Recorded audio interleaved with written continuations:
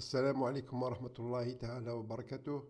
Nous allons poursuivre les cours sur la durabilité des matériaux et cette fois sur les actions chimiques des eaux. Nous allons parler sur les eaux naturelles, les eaux pures et les eaux douces, l'eau de mer et les pluies acides. La norme NFP 18011 définit les classes d'agressivité par rapport aux eaux et indique les recommandations particulières, choix de ciment et dosage, rapport E sur C, cure, etc.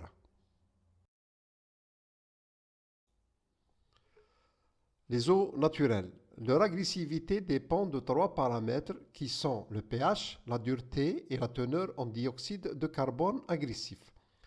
Le pH d'une eau indique son caractère acide ou basique. Eau acide si elle renferme de dioxyde de carbone libre, des acides minéraux ou des sels d'acide forts ou des bases faibles. Eau basique si elle contient des carbonates, des bicarbonates et des hydroxydes. La dureté de l'eau, ou on l'appelle aussi le titre hydrotimétrique, TH, est égale à la somme des concentrations en cation métallique à l'exception de ceux des métaux alcalins, c'est-à-dire le Na et le K. Et de l'ion hydrogène, la dureté est surtout due aux ions Ca++ et Mg++. Elle indiquera donc la teneur globale de l'eau en sel incrustant. Fréquemment, la dureté est définie par le titre alcalimétrique complet, le TAC, qui est égal à la somme des concentrations en alcalis libres, c'est-à-dire les OH-, les carbonates, le CO3-, et les bicarbonates, le HCO3-. La teneur en dioxyde de carbone agressif, capable de dissoudre le calcaire, est établie en faisant le bilan des différents états du CO2 dissous dans l'eau, c'est-à-dire le CO2 total décomposé en CO2 libre et CO2 lié, et on peut obtenir le CO2 agressif à partir de CO2 libre. S'il y a un excès de CO2 libre, on a une dissolution par l'eau qui est qualifiée d'agressif, quand on voit en rouge.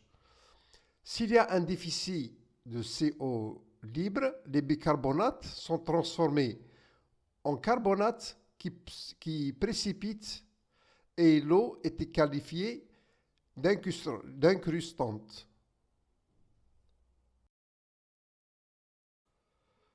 Les résultats de l'analyse d'une eau sont généralement exploités à partir d'un bac comme celui de Tillman, comme on voit sur la figure. Sur l'axe X, la dureté de l'eau partielle au carbonate, et sur l'axe Y, l'acide carbonique libre. Et on voit bien la zone du secteur non agressif de l'eau et le secteur agressif. Concernant les réactions, lorsque de l'eau contenant du gaz carbonique entre en contact avec le béton, le gaz carbonique réagit avec l'hydroxyde de calcium pour former un calcaire presque insoluble étanchant l'eau. Ça veut dire rendre le béton étanche ou imperméable, comme on le voit sur la réaction numéro 1. Au cours d'une phase ultérieure, par la suite, comme on peut le voir sur la réaction numéro 2, le gaz carbonique transforme le calcaire en bicarbonate de calcium. Ce produit de réaction très soluble dans l'eau à 165 g par litre est facilement lessivé. L'agressivité de l'eau dépend de la teneur en gaz carbonique et de la dureté de l'eau. Il est à noter que l'eau dure est à teneur en gaz carbonique équivalente, beaucoup moins agressive que l'eau douce. Cas des eaux pures et des eaux douces. Les eaux pures et certaines eaux douces, lorsque le TAC est inférieur à 1 millier équivalent par litre, et lorsque le CO2 agressif est compris entre 15 et 30 mg par litre, et lorsque aussi le pH est compris entre 5,5 et 6,5, ils sont classés dans la catégorie des environnements faiblement agressifs, selon la norme P18011. L'attaque du béton par les eaux pures et douces débute par une dissolution de la portlandite, puis des silicates et des aluminates hydratés. L'attaque se fait par dissolution progressive du calcium, ce qui provoque une perte de masse et une augmentation de la porosité. Selon le schéma, on le voit, et selon le principe de Adeno. Cette attaque peut se traduire par une érosion progressive de la surface, c'est-à-dire le contact superficiel de l'eau, mais elle peut entraîner un lessivage important du béton à cœur, pénétration d'eau agressive sous l'effet d'un gradient de pression hydraulique pour le cas des, par exemple, les barrages et les tunnels. Dans le cas où le renouvellement d'eau agressive est limité, un processus de dissolution-précipitation est observé et la précipitation des carbonates accroît momentanément la compacité du béton. En général, les bétons qui sont bien composés sont peu sensibles aux attaques par ces eaux. De même, les ciments qui produisent peu de chaux, les ciments par exemple au pozzolan, résistent bien à l'exciviation des ions Ca++. Cas de l'eau de mer. L'eau de mer peut être considérée comme un électrolyte dont la concentration en espèces dissoutes est élevée et dont la salinité varie largement d'une région à l'autre. Les principaux sels qui composent l'eau de mer sont les suivants. Premièrement, c'est le chlorure de sodium, le NaCl, qui est prépondérant. Deuxièmement, c'est les chlorures de magnésium, le MgCl2, et les chlorures de calcium, le CaCl2. Troisièmement, les sulfates de magnésium, le MgSO4, et les sulfates de calcium, le CaSO4. Et quatrièmement, c'est le carbonate acide de potassium, c'est le KHCO3. L'action agressive de l'eau de mer résulte de réactions d'échange entre des bases suivies de précipitations de composés, plus ou moins solubles, et de cristallisation de sels expansifs.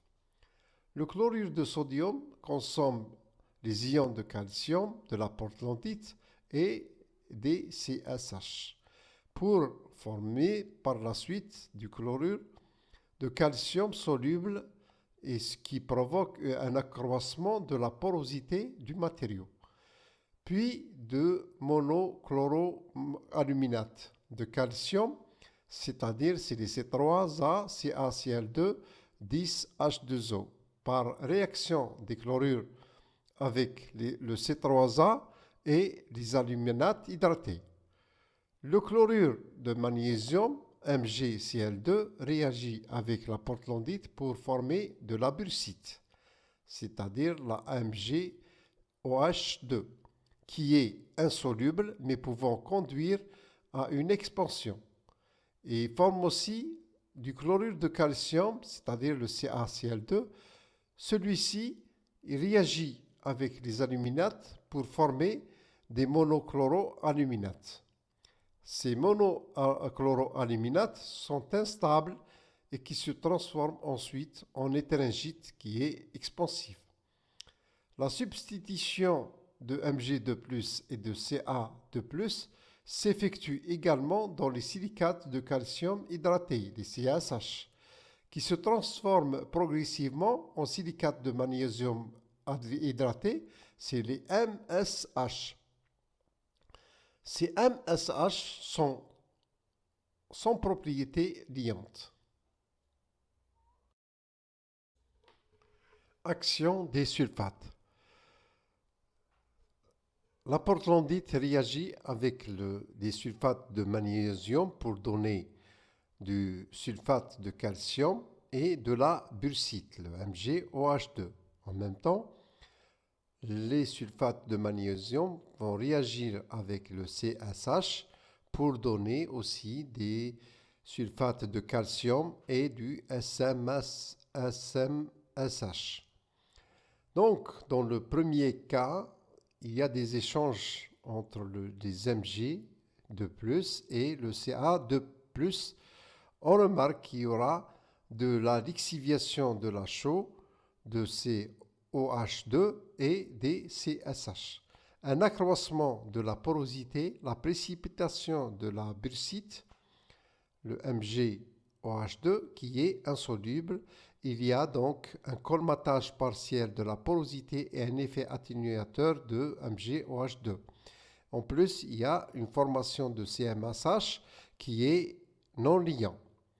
En deuxième phase, c'est la formation du gypse secondaire, c'est le CaSO4 2H2O. La réaction avec les aluminates hydratés, monosulfate, chloroaluminate, c'est-à-dire vont donner l'étringite, ce qu'on appelle l'étringite, cette étringite qui est la forme de précipitation et un gonflement et une fissuration.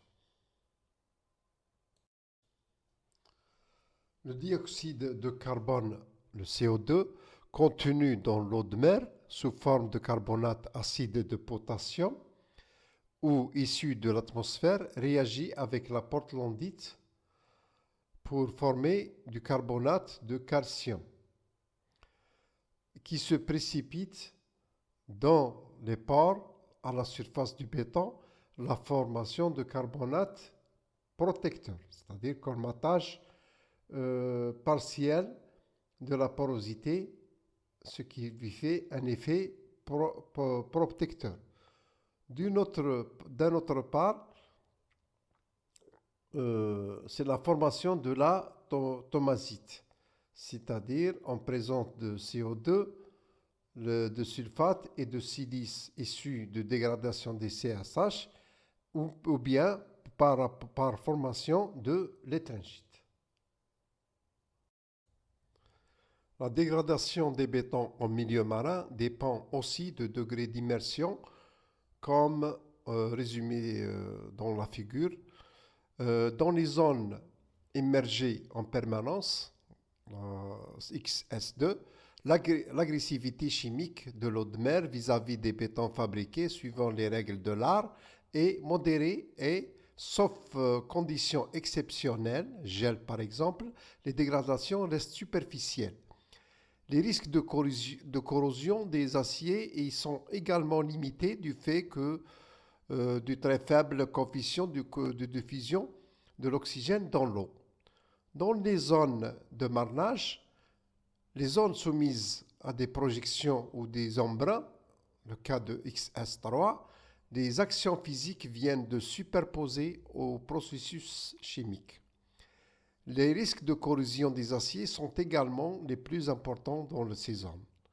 Dans les zones aériennes XS1, le béton est exposé à l'air véhiculant du sel marin, mais n'est pas en contact avec l'eau de mer. Le fascicule de la documentation FDP 18011 précise que les dispositions à appliquer pour la formulation des bétons exposés à l'eau de mer visent à éviter à la fois l'attaque chimique du matériau béton et la corrosion des armatures. Le critère retenu pour le choix de la classe d'exposition est donc le même que pour le cas de la corrosion induite par les chlorures.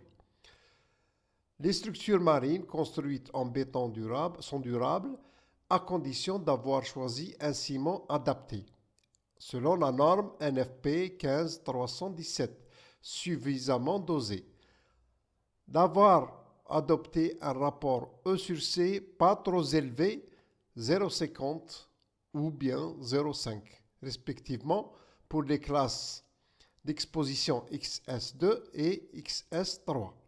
D'avoir bien vibré le béton et lui avoir assuré une cure suffisante. Pour le béton armé, le respect des épaisseurs d'enrobage fixées par l'Eurocode en fonction de la classe d'exposition est impératif afin d'éviter la corrosion des armatures. Les indicateurs majeurs de la durabilité en milieu marin sont la compacité du béton, conditions, perméabilité et diffusivité. La teneur en C3A du ciment, limitée par la norme NFP 18317, la teneur potentielle en CaOH2, les ciments avec constitution réduisant la teneur potentielle en portlandite, les cendres volantes par exemple, les laitiers de fourneau étant favorables. Cas des pluies acides. Alors que les pluies normales qui ont un pH globalement neutre n'ont pas d'effet nocif sur les bétons. Les pluies dites acides, lorsque le pH est de 4, sont agressives. L'agressivité de ces eaux est due essentiellement à la formation d'acide sulfurique et de l'acide nitrique, à partir des oxydes SOX et NOx qui sont présents dans certaines atmosphères industrielles. Cette agressivité se traduit généralement par des dégradations superficielles de type dissolution qui résultent de l'action des acides, mais aussi des dégradations internes de type expansion qui sont provoquées par la cristallisation des sels comme les sulfates par exemple. Ce sont les bétons peu perméables et présentant le moins de chaud d'hydratation qui résistent le mieux de ce type d'agression, même si leur surface se trouve altérée.